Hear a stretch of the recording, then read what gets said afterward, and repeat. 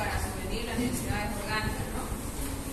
Cuando el corazón se comporta como un obstáculo que dificulta la circulación normal de la sangre de manera parecida a cuando se instala una presa en el lecho de un río, es decir, se produce un remanente de sangre, ¿no?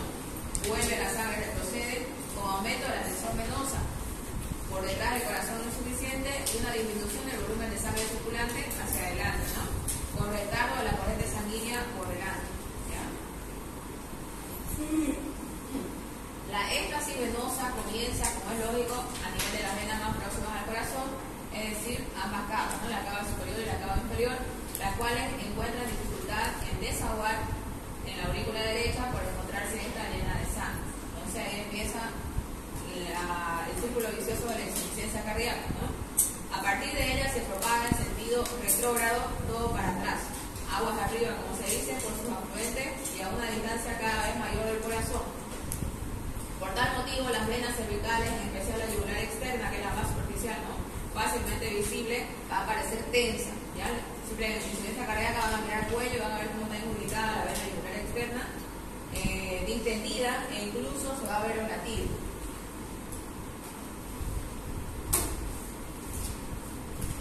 Entonces vamos a hacer el interrogatorio del paciente cardiológico. Como siempre, vamos a empezar con la afiliación y los antecedentes individuales o antecedentes personales. La edad. ¿Ya? La edad con limitaciones puede darse como válida la afirmación de que las cardiopatías que ocurren en gente joven son en gran parte de origen congénito, ya sea niño o adolescente. La mayoría va a ser de origen congénito, es decir, desde el nacimiento, ¿no? La malformación, la cardiopatía congénita, o inflamatorio, ya como las cardiopatías reumáticas, por ejemplo, ¿no?, que vienen post alguna infección estreptocócica, alguna infección del líder superior y repercute en las válvulas, ¿no? Y la vejez, más que todo, la mayoría va a tener naturaleza degenerativa, es decir, por obvias razones, ¿no? Se va a ir degenerando, por ejemplo, la pared de las arterias, la base de las válvulas, las válvulas de las válvulas, ¿no?, que son si recuerdan anatomía, son las cuerdas tendinosas. Entonces todo eso va a dar lugar a la degeneración, como también el sistema simpático y parasimpático, va a venir la desregulación, ¿no?, que va a generar una hipertensión arterial crónica. La frecuencia de la afectación del corazón y el reumatismo poliarticular agudo está en razón inversa con la edad, lo que se atribuye cuanto más joven es el sujeto, más vascularizadas tienen las válvulas y mayor es su propensión a contagiarse, ¿ya? Entonces siempre que vean una cardiopatía en pacientes jóvenes, normalmente son mujeres en edad fértil, ¿ya? Lo primero que tienen que descartar es que no sea una infección de origen reumático, ¿ya? ¿Y cómo van a hacer eso? Van a ir preguntando antecedentes, por ejemplo. Cuando era niña, cuando era adolescente, tenía muchas infecciones a repetición de la garganta, se enfermaba mucho, le pinchaban por infecciones de la vía superior y al mismo tiempo se ha tenido poliartralgia, ¿no? Dolor en las articulaciones pequeñas y muchas articulaciones, no solo en una. Existe resistencia natural en los lactantes y en la primera infancia. Estos están protegidos en esa edad de la parte reumática. La raza actualmente no es tan importante, ¿no?, porque estamos muy mezclados. Y se decía que los chinos y los orientales propenden poco a la hipertensión arterial generalizada, a la arteriosclerosis y a las coronariopatías, así como los indígenas de la altiplanicie peruana, la población indígena y mestiza de México y los negros de África, mientras que los que viven en Estados Unidos tienen la tensión igual a la de los blancos con la misma proporción a los coronariopatías, ¿no? Donde se dice que la gente de piel blanca tenía más propensión a desarrollar esta coronariopatía, la hipertensión, la arteriosclerosis, y los negros y los chinos eran más protegidos. En el sexo femenino son más frecuentes entonces las valvulopatías mitrales, sobre todo la estenosis mitral, quizás porque en ellas tienen orificio de tamaño menor, con persistencia de caracteres infantiles. También está la hipertensión arterial posterior a la menopausia, la neurosis cardíaca, el corazón mixedematoso, la enfermedad de Raynaud y la venopatía, ¿ya? La neurosis cardíaca tiene que ver con la parte emocional, ¿no? El corazón mixedematoso es una complicación de un hipotiroidismo crónico. Y la enfermedad de Raynaud son esas manitas que se ponen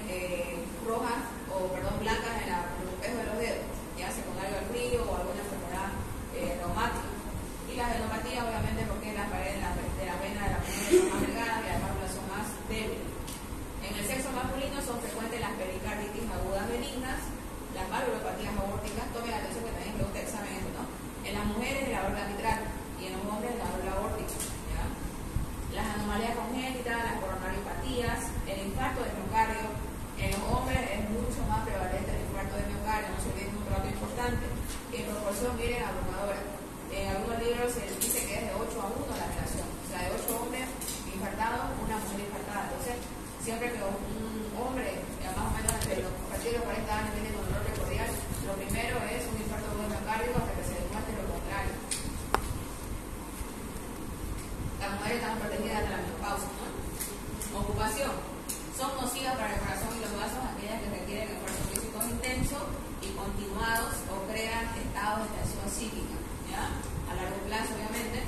Los trabajadores de cuello blanco, que somos nosotros, ¿no? Con cargos de responsabilidad, propenden a la hipertensión arterial, el famoso síndrome de Burnout, que han de haber escuchado en su información sociocultural, ¿no? En salud pública. Propenden a la hipertensión arterial, la arteriosclerosis, la angina del pecho, el infarto del miocardio, la miocardopatía esclerosa, sobre todo cuando no saben equilibrar su vida entre el trabajo, la diversión, el amor, lo que sea espiritual, ¿no? Entonces tenemos que llevar una vida relativamente equilibrada a pesar de que estamos sometidos a bastante tensión. La manipulación cotidiana de tóxicos, siempre por eso me gusta preguntar sobre todo a los pacientes varones, ¿en qué trabajan? ¿Ya? Ellos te pueden decir, trabaja de pintor, pero ¿qué clase de pintura? Pinta madera, pinta pared, pinta, no sé, pues autos, siempre va a ser mucho más tóxico de diferentes sustancias, ¿no? Entonces, vienen el plomo, el mercurio, el óxido de carbono, el arsénico. Los mineros, siempre van a preguntar cuánto tiempo ha estado expuesto en las minas, porque no es que trabaja un año, que trabaja 10 años. Puede acarrear consecuencias vasculares y cardíacas graves. Las contusiones cardíacas pueden dar lugar a trastornos agudos similares a los ocasionados por un infarto, contusión en golpe, ¿no? O traumatismo. Son más graves cuando existe una cardiopatía. En las roturas de la aorta interviene en consecuencia el aumento de la presión intratorácica, una acción de las fuerzas de aceleración, contracción y tensión intensa. El desgarro se va a manifestar en un punto distal al origen de la arteria subclavia izquierda a la altura del elemento del conducto de Botán, si se acuerdan de anatomía. Entonces todo esto está hablando de algún tipo de traumatismo que pueda sufrir el paciente grave. Lugar de residencia. Siempre tienen que preguntar, muchas personas nos dicen Santa Cruz, pero tenemos que delimitar dónde exactamente, ¿no? Viven en algún barrio, tal vez viven en algún pueblito cercano, Pablito, Cotoca, tenemos que delimitar su lugar de residencia es rural, es urbano, ¿ya? El vivir y trabajar en lugares húmedos y confinados facilita la incidencia de la amigdalitis séptica. Confinado quiere decir que vive mucha gente ahí, ¿no? Puede ser una casa donde alquila mucha gente, puede ser donde es una familia numerosa, ¿no? Entonces tenemos que preguntar también esos aspectos, porque miren, aumenta la incidencia de infecciones de vía aérea superior, la amigdalitis séptica que comentaba anteriormente. Posible puerta de entrada de una infección reumática, no se olviden ese detalle, ¿ya? Cuando tengan una cardiopatía de paciente joven, pregunten el antecedente de infecciones de vía aérea superior a repetición, ¿ya? Son típicas las que, por ejemplo, han sufrido bastante amigdalitis, han sido inyectadas, ¿no? Penicilina, entonces, y no ha habido buena respuesta, desarrollan una cardiopatía reumática como también una resistencia a los antibióticos comunes, como son los tralacanos. Entonces, son dos datos que me dan importantísimos ahí, ¿no? Y miren, puede causar una endocaritis también esta parte reumática, procesos bronquiales crónicos con repercusión sobre el corazón derecho. También los procesos bronquiales crónicos, ¿cuáles son? La bronquitis crónica, ¿no? Pacientes que viven con tos, con hipertonación, con disnea, también van a repercutir al lado derecho del corazón, porque todo viene hacia la arteria pulmonar, la famosa hipertensión pulmonar y sobrecarga el ventrículo derecho. Y sabemos que el ventrículo derecho, ustedes relación tienen con el ventrículo izquierdo, que se acuerdan anatomía. ¿Será el mismo grosor el derecho que el izquierdo? ¿Qué relación hay ahí? ¿Se acuerdan? 3-1, bien. Entonces, no aguanta mucho con el derecho, se va a sobrecargar y se va a hacer insuficiente, ¿no? La cardiopatía por parásito, miren, es algo interesante también. Los protozoos o los helmintos se observan en determinadas áreas geográficas, ¿ya? Es muy raro, pero se ve en algunos casos, ¿ya? También tenemos que preguntar, por ejemplo, las condiciones de aseo, el hacinamiento, los animales, qué tipo de animales, porque hay gente que acostumbra a domesticar animales salvajes, también nos pueden dar datos importantes, ¿no? Limitándonos a la tripanosomiasis, el famoso Trypanosoma cruzi, ¿no? Citaremos las africanas, el Trypanosoma gambiensis, rhodosiensis, y la enfermedad de Chagas que tenemos acá en América Latina, que es el Trypanosoma llama crucis, ¿no? Frecuente en América Meridional. Se dice que los Estados Unidos no tienen experiencia de manejo de Chagas porque no tienen esos casos, ¿no? Entonces recurren a los libros de América. Alimentación. El factor alimentario cuenta en la historia de los enfermos que nos ocupan, ¿no? Por ejemplo, la desnutrición casi siempre está acompañada de factores ambientales negativos, como el exceso de trabajo, obviamente, que va a incurrir en unos malos hábitos alimenticios, viviendas insanas, coadyuva la aparición de valopatías traumáticas, nuevamente acá, ¿no? El aspecto social también va a interferir en el desarrollo de estas valopatías traumáticas y también sépticas, sobre todo en la variedad maligna lenta. Son aconsejables las comidas de casa infrecuentes para prevenir cardiopatías, debido a que nos ayudan a perder peso y nos ayudan a mejorar el tema de la grasa, ¿no? La colesterolemia, y nos aumenta la tolerancia a la glucosa, que también tenemos ese riesgo todo por el tema de los hábitos alimenticios a desarrollar diabetes, ¿no? O insulinoresistencia. También dice la descripción del azar común ante la hipertensión arterial sistémica y la cardiopatía, ¿ya? También cuando detectamos una hipertensión, tenemos que ir orientando al paciente en su reducción de la ingesta de sal. El beber grandes cantidades de líquido, aunque este sea agua o bebidas alcohólicas de poca graduación, o sea, poco porcentaje alcohólico, sobrecarga el aparato circulatorio, igual va a ser líquido, ¿no? El café, famoso hábito que tienen bastantes personas, ¿no? Que les cuesta dejar, o el té en exceso o en sujeto susceptible, va a producir taquicardia, ¿ya? Taquicardia a largo plazo, con molestias y angustia precordial. El alcohol daña poco al corazón y vasos, incluso se ha afirmado que los alcohólicos rara vez son hipertensos. Hay estudios que dicen que el alcohol tiene un cierto grado de protección cardiovascular, ¿ya? Pero es en dosis moderada. Pero como todo tóxico a dosis elevada va a tener repercusiones también, ¿no?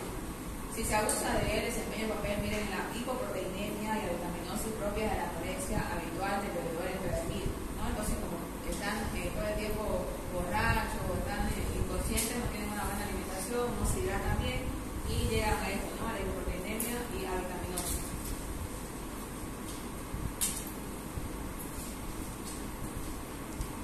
Los hábitos de vida. Es de importancia primordial para el estado del corazón y las arterias. Una vida ordenada, equilibrada y ajustada a las posibilidades físicas de cada uno es lo más deseable. Es evidente que la estimulación del individuo desde la cuna hasta la tumba solamente conduce a un desgaste vascular prematuro. ¿Ya? Entonces, aquí tenemos que recomendar el ejercicio físico a nuestros pacientes, ¿ya? Siempre por más que sea mayor o joven, decirle que tiene que hacer 20 minutos, lo que recomienda la OMS, 20 a 30 minutos, 2 a 3 veces por semana, ¿ya? De acuerdo a las indicaciones del paciente. Si es un gordito, mayorcito, no le van a decir que corra, ¿no? Puede caminar solamente. Lo único que sea 20 minutos continuos, que no camine 5 y se siente 10, ¿no? Que trate de estar en actividad 20 minutos continuos para que tengamos una buena, que quede buena caloría y nos proteja de la parte cardiovascular. Igual cuando se nos presenta la famosa dislipidemia, colesterol alto, triglicéridos altos, el ejercicio va a ser fundamental, que va a ayudar al tratamiento, ya no solamente de tratamiento y despacho al paciente, siempre recomienden actividad física, porque juntos van a hacer el efecto, ¿no? El tabaco famosísimo, ¿no? Daña los vasos arteriales y a través de las coronarias también obviamente el corazón, sobre todo en los sujetos con hitonía neurovegetativa. Hitonía neurovegetativa son aquellos pacientes que tienen, por ejemplo, la habilidad en el control de la presión arterial, ¿ya? Esos pacientes que están echados, se encienden de un rato a otro y presentan hipotensión postural, por ejemplo, ¿ya? Un descenso de la presión arterial más de 20 milímetros de mercurio y presentan mareo, presentan hasta síncope muchas veces, ¿ya? Entonces, en ellos el tabaco más bien exacerba el daño vascular. También lo que presentan hipercolesterolemia, ya es una triada mortal entre colesterolemia, la obesidad y el tabaco. Las estadísticas son unanimalmente concordantes.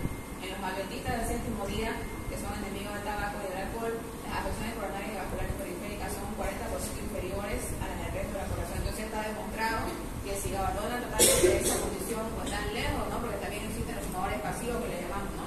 Los que están cerca de los fumadores también tienen el mismo efecto. Entonces se está demostrado, ¿no? Que si nos alejamos de esas dos cosas vamos a tener un 40% menos de riesgo de las coronariopatías.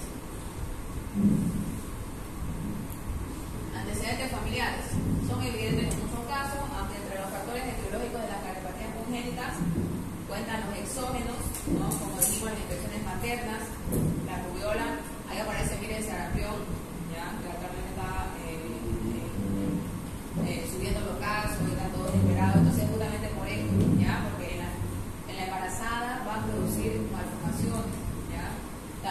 síndrome febril de tipo gripal, las drogas, la talidomida, ya que es un medicamento que se utiliza en quimioterapia, tiene efectos teratogénicos, ¿no?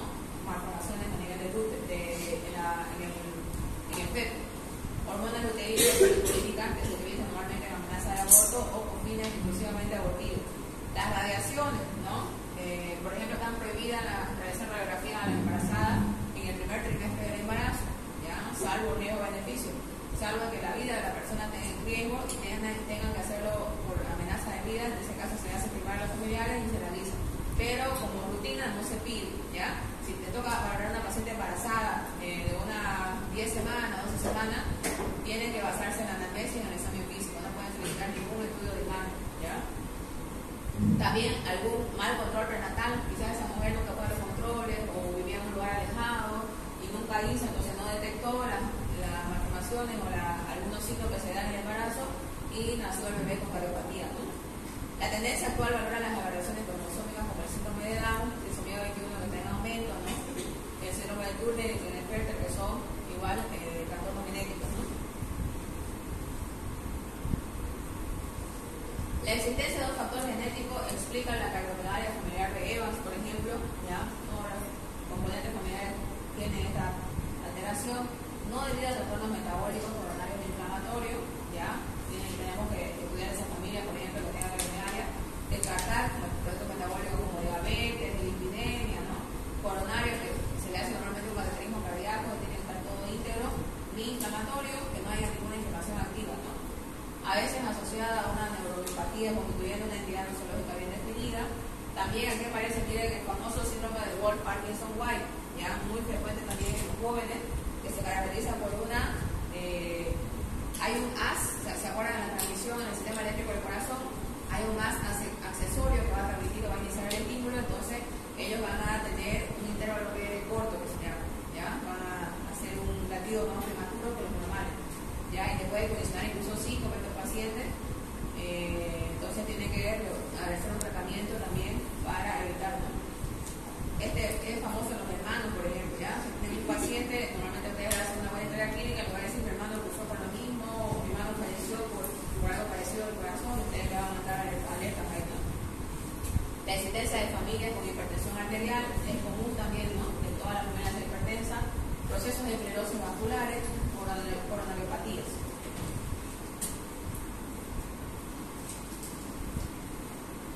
Los antecedentes patológicos o enfermedades anteriores que nunca debemos olvidarnos de preguntar, que son importantísimas, ¿no?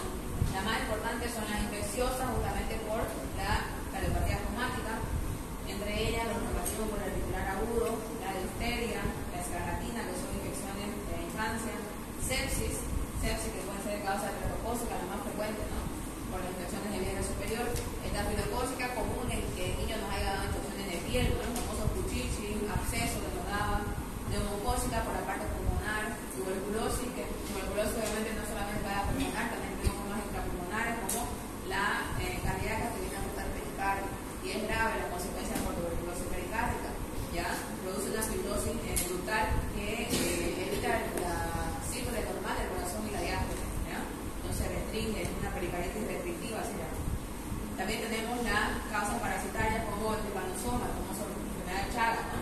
Que va a atacar lo que es el sistema eléctrico del corazón, producirnos arritmias, producirnos incluso paro súbito, ¿no? Muerte súbita. Y los herpintos que son muy poco comunes, debido a que son mucho más grandes de estos parásitos, ¿no? La hipercolesterolemia familiar, igual un dato muy frecuente, y la diabetes favorece las coronariopatías y los infartos en sujetos jóvenes. La hipercalcemia idiopática, también tengan en cuenta el calcio, nunca se olviden. Si detectan una hipercalcemia hay que tratarla porque a largo plazo va a producir degeneración en la coronaria, ¿ya? La estenosis aórtica supravalvular e hipertensión arterial por nefroesclerosis. En un 5% de las poliartritis crónicas se observan cardiopatías valvulares, cifra idéntica a la señalada en la poliartritis anquilosante. Entonces, siempre que se le presente un paciente con poliartritis de forma crónica, traten de doblar el corazón, escuchar si no hay soplo, si no hay alteraciones en la presión arterial, ya, porque vienen a ser asociadas no solamente la reumática, también hay otras que la enfermedad autoinmune, por ejemplo, que cursan con poliartritis, también afectan lo que son las válvulas, ya, por el colágeno que existe en ellas. Entonces vamos a entrar a la enfermedad actual. sabemos que es la parte más importante de la historia clínica. Si redactan una buena enfermedad actual, van a enfocarse ya en un diagnóstico, ya van a escuchar el diagnóstico. Por eso la importancia que siempre les digo, tenemos que empezar con las palabras clave que les dije, ¿no?, en las clases anteriores, y relatar signo por signo, síntoma por síntoma, de acuerdo a la cronología que se le presentó al paciente, ya sentarnos y hacer una buena enfermedad actual.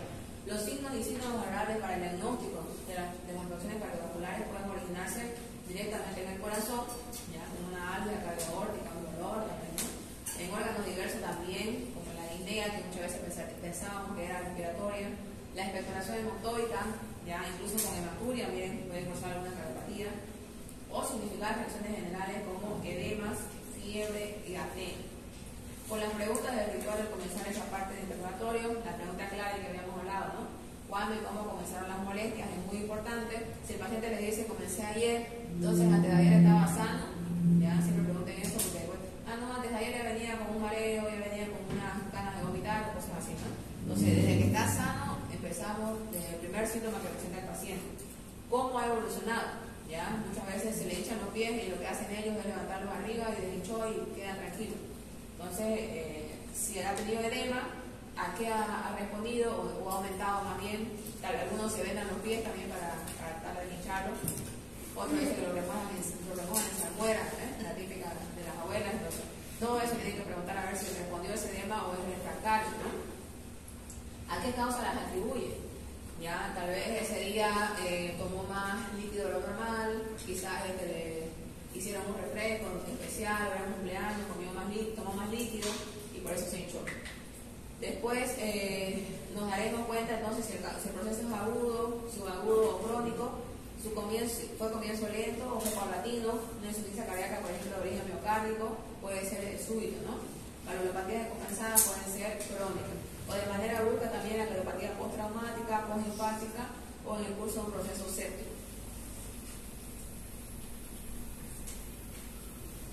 Los principales síntomas que se manifiestan entonces en las cardiopatías son plurales, quiere decir son variados, ¿no?, abarcando múltiples órganos y numerosas estructuras poliorgánicas. Vamos a empezar con las anomalías de la presión y del pulso venoso jugular. El examen atento a las venas jugulares muchas veces lo descuidamos, no lo tomamos en cuenta, ya lo pasamos por alto. Pero miren, nos aporta datos más útiles para la valoración de la cardiopatía que otros exámenes más complejos. O sea, el solo hecho de ver las jugulares nos va a dar bastantes signos. El estudio de la insuficiencia cardíaca se inicia con el examen de las venas jugulares. No se olviden. Paciente cardiópata mide en vuelo.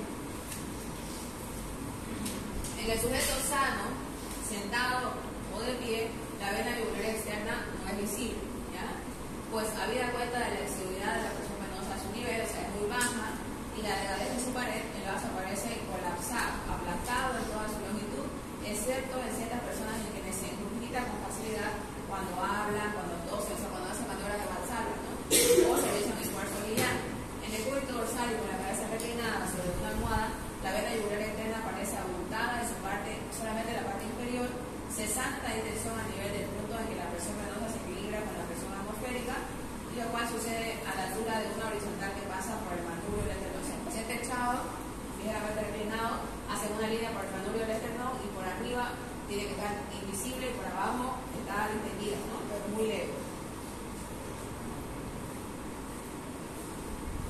Ahí entonces, sujeto normal, normalmente parado o sentado no se va a ver, pero si lo ponemos en esta posición, hacemos una línea horizontal a través del manubrio del esternón y por arriba tiene que estar invisible, por abajo vamos a ver una pequeña distensión.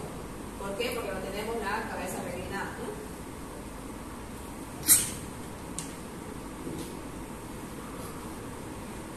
Aparatos respiratorios del poquito, las dineas de origen respiratorio. Aquí vamos a ver las dineas de origen cardíaco. Son los síntomas por excelencia del corazón insuficiente, ¿ya? Cuando escuchen disnea del paciente, siempre piensen que ya está en el marco de una insuficiencia cardíaca. Por tal motivo, seremos precisos en el interrogatorio, insistiendo sobre el horario de su aparición, en qué momento, ¿ya? Sus causas, qué lo provoca, el ejercicio, el caminar o incluso echado viene la disnea, fenómenos que la acompañan.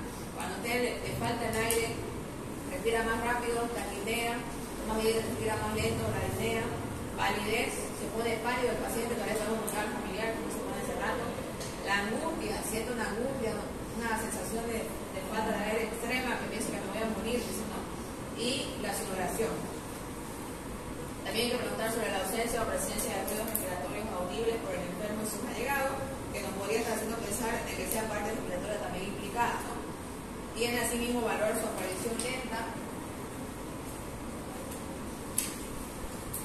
Y vamos a citar los tipos de disnea. La disnea de esfuerzo, ya que la inicial aparece cuando el enfermo realiza un esfuerzo superior a las posibilidades de su corazón y va a persistir un cierto tiempo una vez cesado el esfuerzo, ¿ya? Por ejemplo, le tocó subir gradas, hizo algún trámite el paciente y se fue a subir una grada, subiendo las gradas debido a la fatiga, se sentó y aún seguía la fatiga. Entonces, persiste un cierto tiempo después de haber dejado de hacer el ejercicio y justamente por la deuda de oxígeno, ¿no? Por la falta de oxígeno, que el corazón es insuficiente de aportar. Si es intensa, empeora rápidamente tras caminar algunos pasos y puede acompañarse de palpitaciones, dolor anginoso, tos, sensación infernal de cansancio, incluso trastornos visuales, se me perdí, mareos y a veces incluso síncope, desmayos, ¿no? Es propia de la claudicación del corazón izquierdo o global con precipitación pulmonar, ¿ya? Entonces, cuando escuchan un síncope es que no ha llegado buen flujo al cerebro, entonces es causa del corazón izquierdo, ¿ya? La disnea de decúbito, famosa también llamada ortornea, esto pregunté en práctica y tampoco se acordaba, entonces por favor, ¿qué es la ortornea? La disnea de decúbito, facilísimo, también llamada clinomnea, aparece en posición de cúbito, se alivia al pasar a la posición sentada. Posición de cúbito dorsal, echado de espalda, no se olvide, de cúbito ventral o prono, de barriga, y de cúbito lateral derecho o de cúbito lateral izquierdo. Entonces, esta disnea aparece solo cuando el paciente está echado, ¿no? Y desaparece al pasar a sentarse o con las piernas colgando en el borde de la cama. Una forma especial es la treponea o intolerancia para un decúbito lateral. Entonces, si no tolera un decúbito lateral, treponea. Generalmente es lado izquierdo. ¿Por qué? Porque existe un derrame pleural contralateral o por una excesiva distrofia postural del corazón, lo cual da lugar a la coadura de grandes vasos. Por ejemplo, aquel corazón que tiene cardiomegalia y se va mucho más hacia el lado izquierdo, ¿no?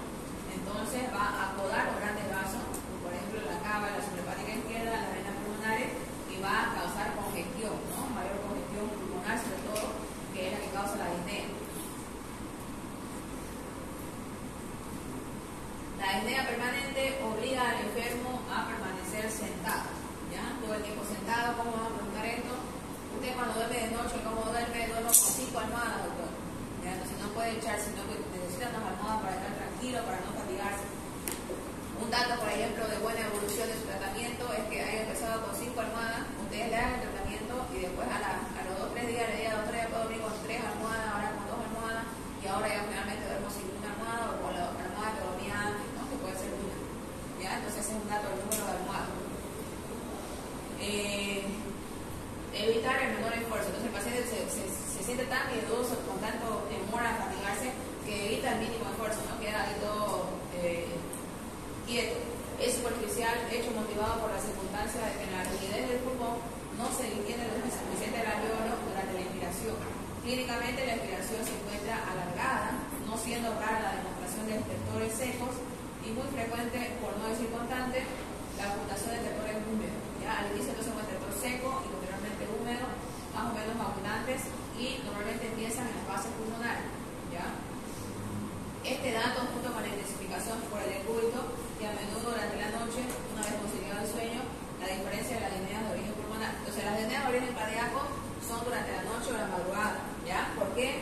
Porque los edemas de la parte de los miembros inferiores suben hacia arriba, ¿no? A la posición de cúbito dorsal y fatiga más la parte del pulmón. ¿Ya? Entonces ellos normalmente están durmiendo de forma pesada o ya en el sueño pesado, despiertan asustados, ¿no? ¿Por qué? Porque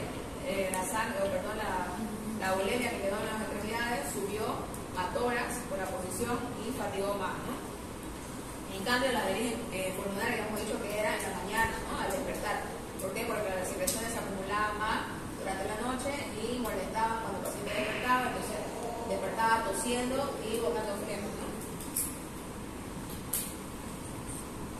Aquí aparece la famosa respiración de Cheyne-Stokes o ciclopnea. Esta desempeña el papel principal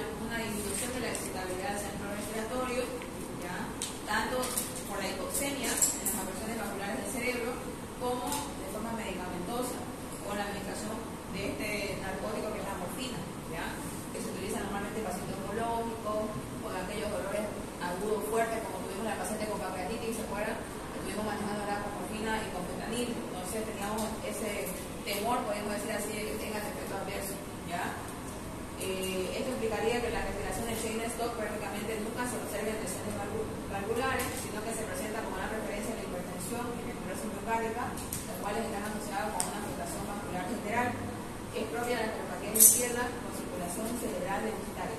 Entonces, ¿cómo se explica esta respiración? Porque hay un aumento del dióxido de carbono a nivel del centro respiratorio, que está en el tronco, ¿no? ¿Y por qué? Porque el corazón es insuficiente, igual aparece el corazón izquierdo, que envía una circulación al cerebro de forma muy deficitaria, ¿ya?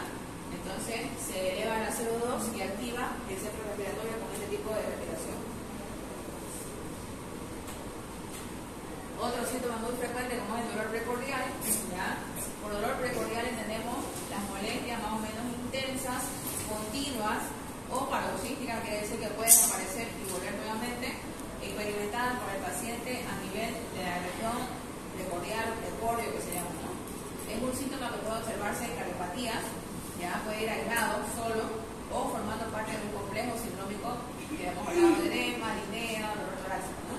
En enfermos de otros aparatos o sistemas, incluso en personas sanas, también se puede presentar con conflictos psíquicos, ¿no? Las mujeres normalmente le vienen diciendo me duele el pecho, y haciendo interrogatorio a ella o a los familiares, hay problemas psicológicos, hay problemas de pareja, ¿no?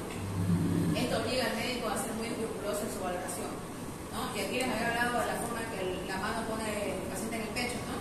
Si es de origen cardíaco normalmente la ponen en garra, ¿no? Así por el intenso dolor. Pero si te pone así o te apunta acá me duele, entonces normalmente uno sospecha que fuera otra causa, ¿no? Otro dato que les puede dar es presionando, no sé si me han visto con algún paciente que dice, doctora, me duele el pecho, vamos y le presionamos las articulaciones, ya las articulaciones externas, condrocostales, y si hay dolor a la palpación localizada, normalmente es muscular, ya, pero ustedes le tocan, le apretan y dicen, no, doctora, es más adentro lo que me duele, o eso no me duele, ya piensen de que sea cardíaco, ya. Entonces es otro dato. El dolor precordial no cardíaco, no sé su causa, vamos a ver dónde puede estar producido, puede ser en pared torácica, lo que les hablaba. En el caso de las mujeres con mamas muy grandes, voluminosas, pédulas que cuelgan mucho, ¿no? Que pueden producir dolores musculares. Aquellas con mamas inflamadas, las mamás o las mujeres que han terminado de tener su bebé, ¿no? Que están con la mama conmocionada, o aquellas en que el bebé falleció y no hay quien succione, entonces las mamas se inflan, se inflaman, ¿ya?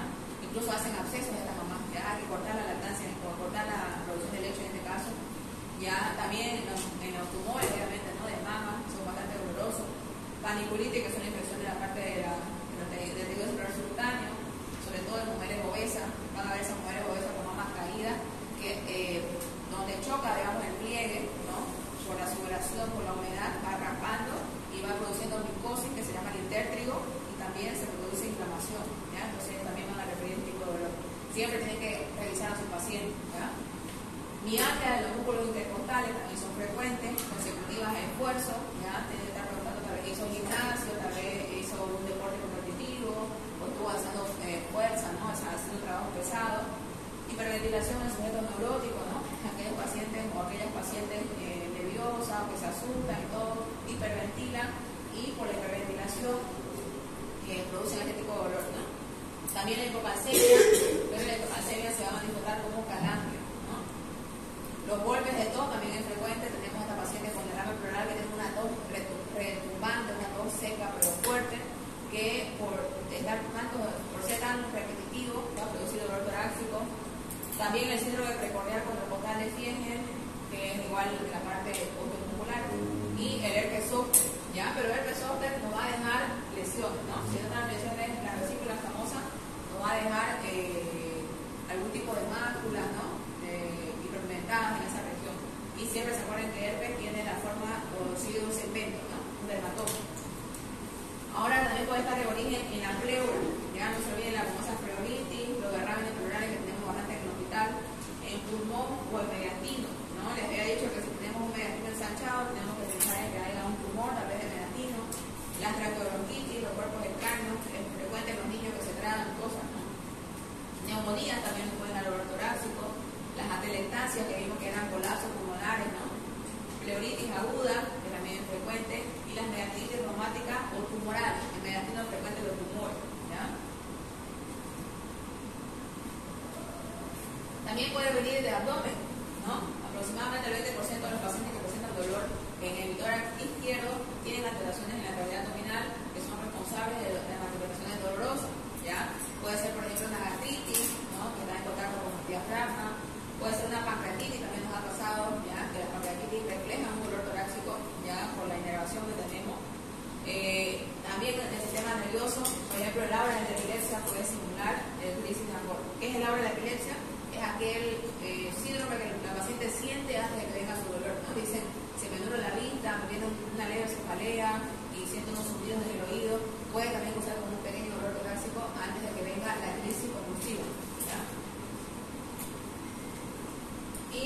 sería el tema de hoy.